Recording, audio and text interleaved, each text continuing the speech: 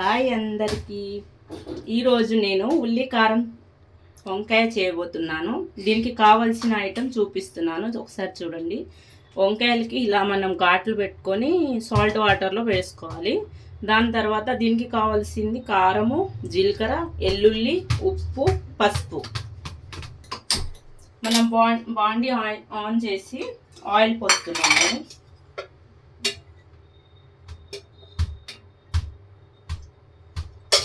దాని తర్వాత నేను మిక్సీలో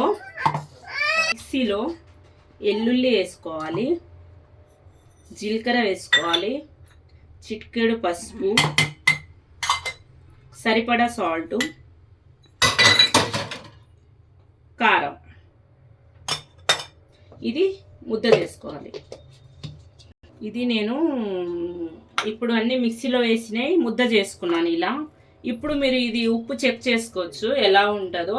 మనం అన్ని ఘాట్లు పెట్టిన వంకాయల్లో మనం ఇలా వేసేసుకుందాము. ఇది వేడివేడి అన్నంలో చాలా బాగుంటుందండి. ఇది నేను 15 ఇయర్స్ ముందు నేను వంట చేస్తూ ఉంటా ఇళ్ళల్లో. 15 ఇయర్స్ ముందు ఒక ఇంట్లో నేర్చుకున్నాను నేను ఇది.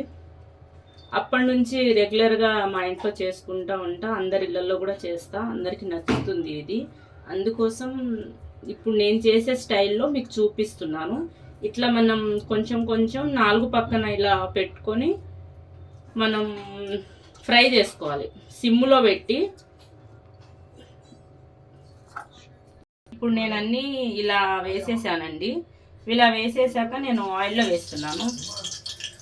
ఆయిల్ ఇంత వేసుకున్నాను. ఇవి సిమ్లో మాత్రమే చేసుకోవాలండి, హైలో మాడిపోతుంది. సిమ్లో మాత్రమే చేసుకోవాలి. ఇలా పెట్టేసి కలపకుండా నేను ఇది కొంచెం మిగిలింది, ఇది నేను లాస్ట్లో వేస్తాను. ఎందుకంటే ఫస్ట్ వేస్తే మాడిపోతుంది, కాబట్టి నేను లాస్ట్కి వేస్తాను. మీరందరూ ఏం చేస్తున్నారండి? ఇది ఒకసారి 5 మినిట్స్ అయిపోయిందండి. 5 మినిట్స్ అయ్యాక ఎక్కువ తిప్పకూడదు ఇవి. నేను ఇప్పుడు జస్ట్ ఇలా రెండో వైపు తిప్పుతున్నా. ఇలా రెండో వైపు తిప్పి ఇంకో 5 మినిట్స్ ఉంచాలి. ఇది చాలా సింపుల్ అండి వంకాయ కర్రీ. ఓన్లీ ఎల్లుల్లి, జీలకర్ర, ఉప్పు, కారం, పసుపు, ఎలాంటి మసాలాలు లేవు. ఇందులో ఎల్లుల్లి ఎక్కువ పడుతుంది కాబట్టి మనకి వర్షాకాలంలో చాలా బాగుంటుంది, హీట్గా ఉంటుంది బాడీ. వేడి అన్నంలో చాలా బాగుంటుంది. వంకాయలో చాలా వెరైటీస్ చేసుకోవచ్చు, అందులో ఇది ఒకటి సింపుల్. ఇంకోసారి పొడేసి చూపిస్తాను. మళ్ళీ ఒక 5 మినిట్స్ తర్వాత తిప్పుకుందాం అండి. అయిపోయింది. ఇట్లా నేను మధ్య మధ్యలో కలుపుకుంటూ మెత్తగా ఉడికిచ్చేసాను. ఇది అస్సలు హై ఫ్లేమ్లో మాత్రం అస్సలు వండకండి, సిమ్లోనే వండాలి. ఇప్పుడు మనం తీసేసుకుందాం కర్రీ.